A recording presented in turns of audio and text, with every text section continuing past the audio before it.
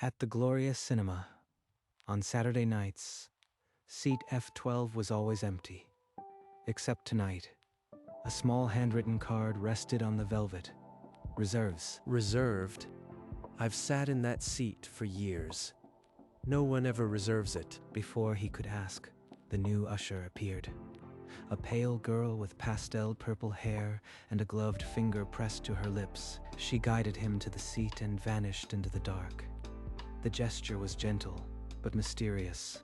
Why would she do that? I don't even know her name. After the film, as the credits rolled, he looked for her, but she was already cleaning the aisles, silent. The next Saturday, it happened again. The same card, the same usher, the same silent ritual. Weeks passed. The cards piled up. Takashi began to expect it. Each time, he left a tip at the counter, hoping for a word. But the usher just smiled her shy smile and looked away. He didn't push. But the question lingered in the dark. Every Saturday night. Why every Saturday? Now the card was there. The ritual settled into something comfortable, yet unnerving. The usher's silence became a familiar melody. She would gesture, smile, and disappear into the velvet dark. The other midnight regulars began to stare. A few whispered about the reserved seat and the stranger who always claimed it. Why me? The whispers and stares are making my skin crawl. What's her angle? He held the card up to the light. The ink was precise, the pressure firm. Not a casual gesture. After the movie, he lingered. But the usher was already gone, slipping through the back door like a ghost. The next week, he arrived before the previews. She set the card, bowed once, and walked away before he could speak. No other seat. I checked every row. Not a single card anywhere. This is only for me. Why? She won't talk. Maybe the old man at the ticket booth knows. I'll ask him next time. He left the cinema that night without leaving a tip. His mind was set on answers. The next Saturday, Takashi arrived before the midnight crowd. Mr. Takeda was at the booth, sorting tickets. Mr. Takeda, the new usher with the purple hair. She's been reserving a seat. Just for me. Do you know why? Nanami? She's dedicated. Works hard. But reserving seats? No, she never does that for any other customer. No one else. It really is just for me. Why would she single me out? After the film, he waited in the aisle. But Nanami had already vanished into the projection booth. He waited by the exit. She slipped out the staff door without a backward glance. She's avoiding me. Completely. I have to corner her. No more waiting. He went home without staying for the credits. Online, he searched for any mention of the usher. There was nothing. This isn't normal. Tomorrow, I'll make her talk. I'll get my answers. On Saturday, he arrived early with a plan. Catch her in the aisle before the previews. But the theater felt colder that night. He waited through the film. After the last customer, he cornered her in the lobby. Why do you keep reserving that seat for me? I never asked for it. What do you want? Because you always sit there. It's a good seat. That's all. That's not a reason. You don't do it for anyone else. Why me? She looked away, whispered something unintelligible, and fled to the staff room. She's hiding something. If I stop coming, maybe she'll stop. Or I'll find out why. For 3 Saturdays, he stayed away. On the 4th, he returned to the familiar dark. The card was there. Fresh ink. She kept doing it. Even without me. He sat, guilt heavy, then stood. Only the owner might know why she'd go this far.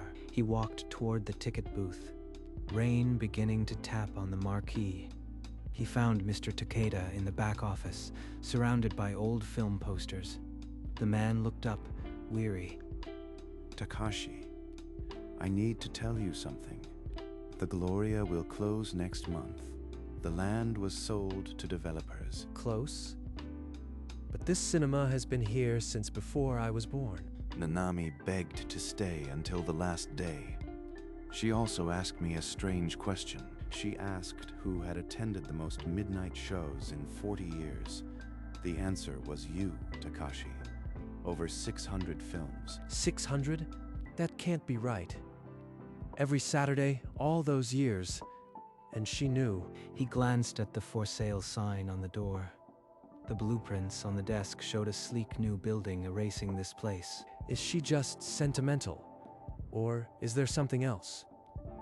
Why reserve a seat for me if the cinema is dying? I don't know, son. She wouldn't say, but she looked at that seat like it held something sacred. Takashi left the office with a heavier heart. He needed the truth from Nanami before the lights went out forever. He climbed the narrow stairs to the projection booth. The door was ajar, and inside, Nanami was sorting film reels. Nanami, I know about the closure. And I know I've watched over 600 films here. Why the seat? Please tell me. It's not for me. I can't explain. It's just that you belong in that seat. His gaze drifted to the wall. Old photos in frames. A young man in the same booth, decades ago. That man in the photo, who is he? My grandfather. He was the projectionist here when this place opened. It's why I took this job. Her grandfather. So the reservation might be about more than just my loyalty, a personal link. But when he asked again, she shut down. Her face became a mask of old grief, and she shook her head. She won't say more. But my father used to bring me here. Maybe I have my own answers at home. He left the booth quietly. Somewhere in his father's old albums, the connection might be waiting. At home, Takashi knelt in his closet, pulling out boxes he hadn't touched since the funeral. Inside, a worn photo album. The cover read, Gloria Nights in his father's handwriting. Dad at the ticket booth. That same smile. He went every Saturday, just like me. He flipped the pages. Snapshot after snapshot. The marquee, the popcorn, and always, seat F12. We always sat there. Row F, number 12. It was his seat before it was mine. A photo of himself at age 7, holding a large soda, his father's arm around him in the red velvet. After he died, I kept coming. Saturday, in his spot, without thinking. Did she know? He found his father's old wallet, a faded loyalty card inside, stamps for decades of midnight shows. Nanami must have found out somehow. But why go this far for a stranger's memory? He stared out the rain-streaked window, the weight of the seat settling into his chest. He had to tell her. The next day, Takashi returned to the Gloria. He found Mr. Takeda in the dusty archive room, surrounded by boxes. Mr. Takeda, do you have any old staff records? Photos from the early days? Anything about seat F12? I might have something. Her grandfather kept a personal album. It's somewhere in here. They sifted through dusty crates until a leather-bound album surfaced. Inside, black and white photos told forgotten stories. One photo stopped him cold. A young projectionist, Nanami's grandfather, laughing with another young man. A man who looked exactly like his father. That's my father. They knew each other. Her grandfather and my father were friends. Yes, I remember now. The old projectionist always reserved that corner seat for his special guest. He said it was for the man who loved midnight movies most. The pieces clicked. The reservation wasn't random. It was a legacy, passed down from her grandfather to her. So Nanami knew about my father. She's been keeping his seat warm all this time. I have to show her this photo. He slipped the photograph into his jacket and headed for the projection booth. It was time for the full truth. He found her in the empty auditorium. She was sitting in F12, a small photograph trembling in her hand. Nanami, I found this in the archives. Your grandfather and my father, they were friends, weren't they? Her fingers tightened on her own photo. Tears spilled over her lashes. Yes. Grandpa always talked about the friend who loved midnight movies. The man who was always in this seat after your father died. Grandpa said the theater lost its brightest light. So when I started working here, I wanted to keep that light alive. For you. I thought if his son sat here, maybe it would still shine. She did it for my father. For the memory. But her eyes still hide something else. She wiped her eyes, but her shoulders remained rigid. A deeper secret pressed against her ribs. There's more, isn't there? Please, Nanami. I need to know everything. She opened her mouth, then shut it. The words lodged like old film stuck in a projector. Nanami drew a shaky breath. The words fought their way out after years of silence. My grandfather died in debt. The developers took everything. But I bought one thing. Seat F12. She reached into her vest and pulled out a folded deed. The paper was worn at the creases. I saved for 2 years. Every tip, every late shift. This seat belongs to me now, and I want you to have it. Her voice broke as she admitted living in a 6-mat apartment, working until dawn, all to preserve this single red seat. When they tear this place down, I couldn't let them take his seat. Your father's seat, your seat. She bought it, with her own money. For me, a complete stranger's memory. She pressed the envelope into his hands. Her fingers trembled as she stepped back. Please, take it home. Let it be a place where your father's light can still shine. Takashi gripped the envelope.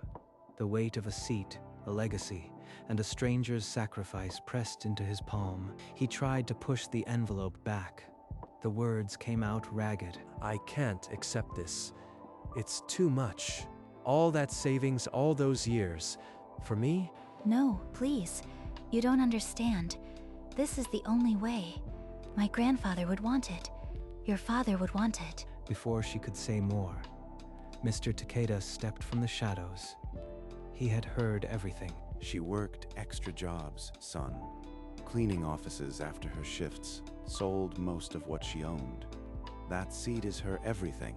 How can I refuse? But how can I accept? She's given up so much. What do I even say? I don't need it. I only need to know it's safe.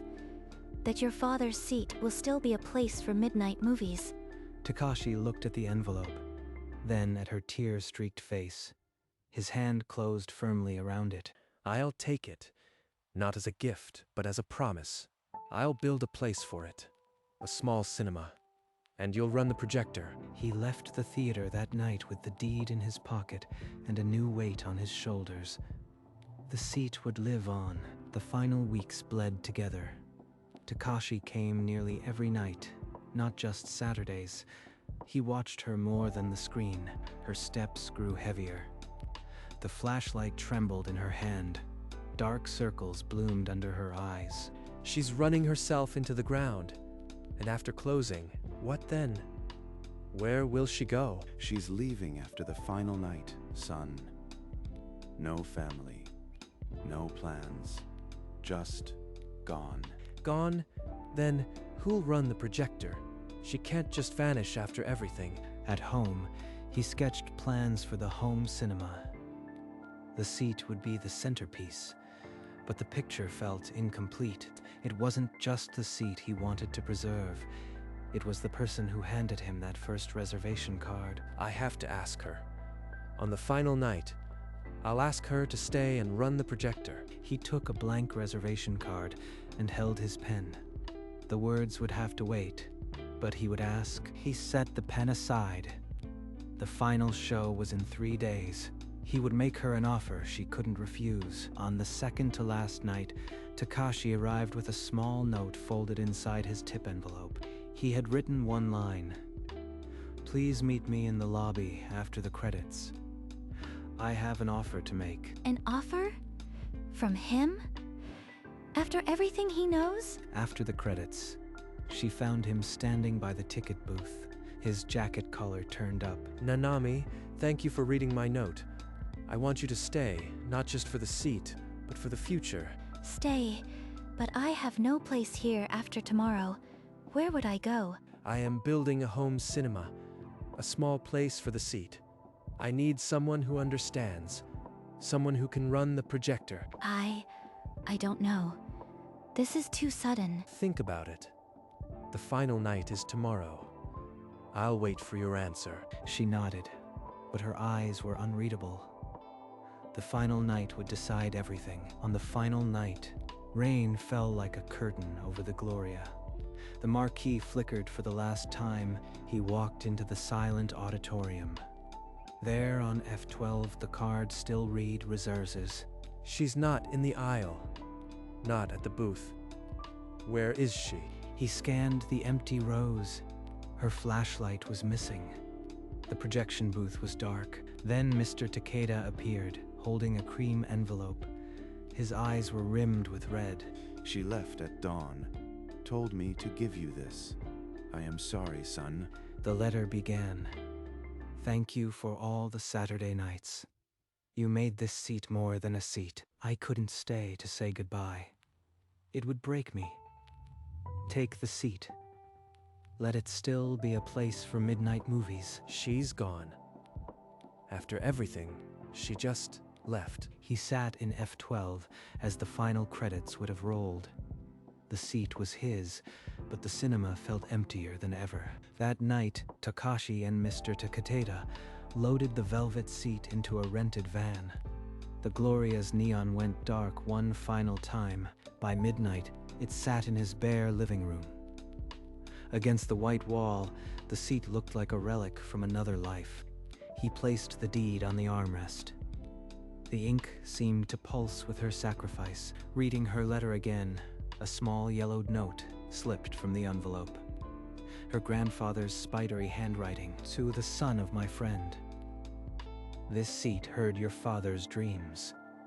May it now hear yours. She carried this note all that time for me. I can't let it end here. I will build the home cinema. I will make it a place for midnight movies again. He pulled out his father's old toolbox. The first sketches of the small theater spread across the floor. Maybe if I build it, she'll find her way back. This seat isn't a grave, it's an anchor. He took the last reservist card and propped it on the armrest. The work would start tomorrow. Weeks blurred into a rhythm of sawdust and paint. The spare room ceased to be a storage space. He painted the walls deep red, the exact shade of the Gloria's auditorium. The seat sat in the center, waiting. He mounted the projector and threaded the first film. A beam of light split the darkness. He framed the last reservation card on the wall. The elegant letters glowed under a small spotlight.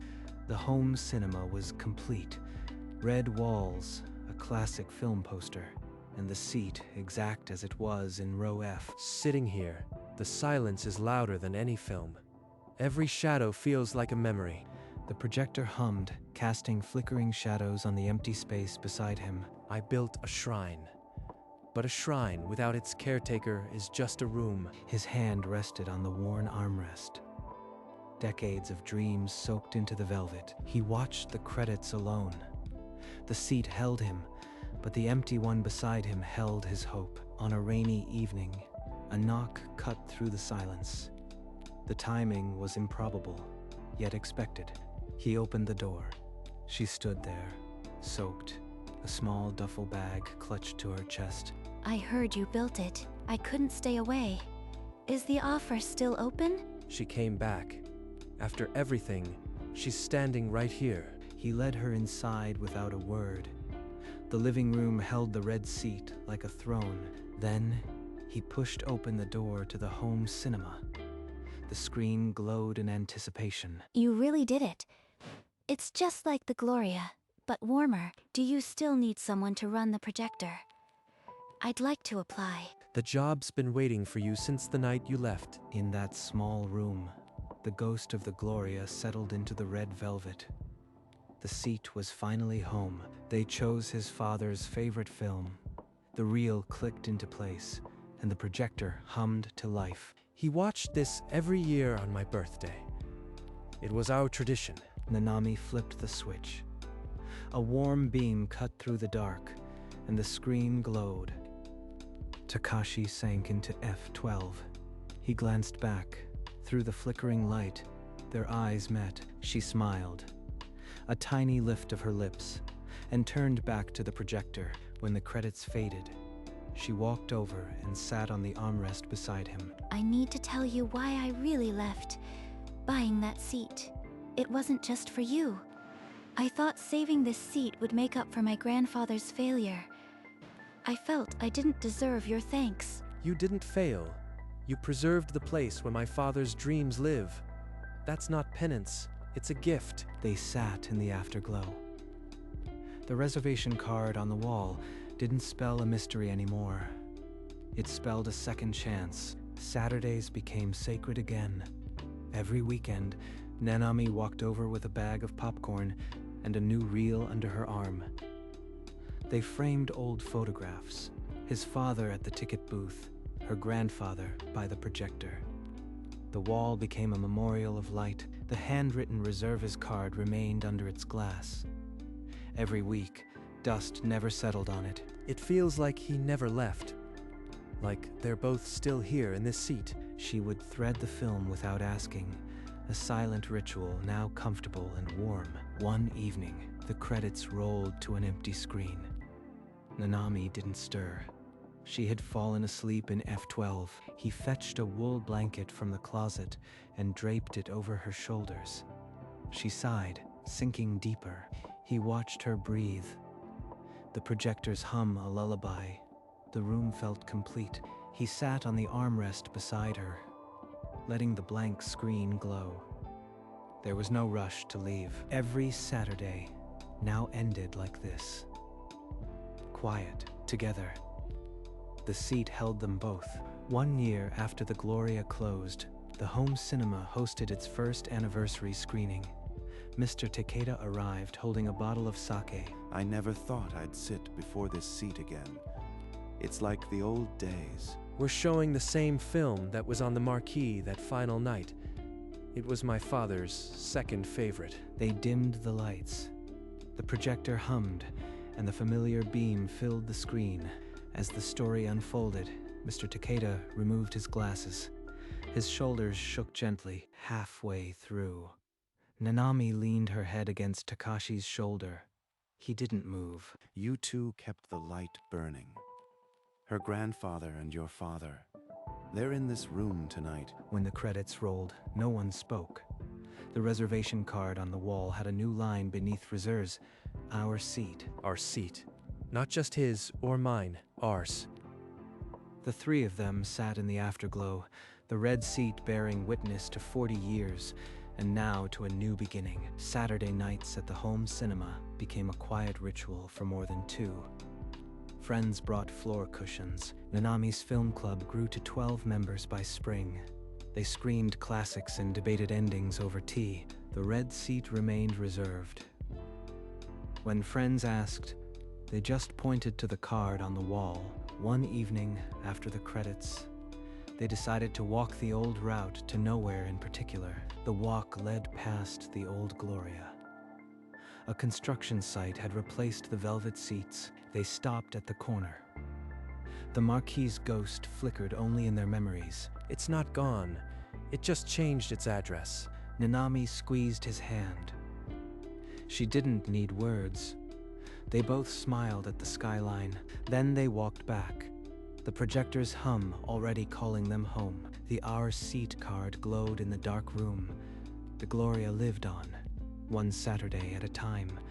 In the quiet hours, the little card glowed, reserved, it said. Always. The handwriting was Nanami's. The promise belonged to them both. Below it, seat F12 held the shape of its last occupant. A perfect hollow in the red velvet. The projector's lamp dimmed, but never went fully dark. It was a nightlight for old stories. The home cinema rested.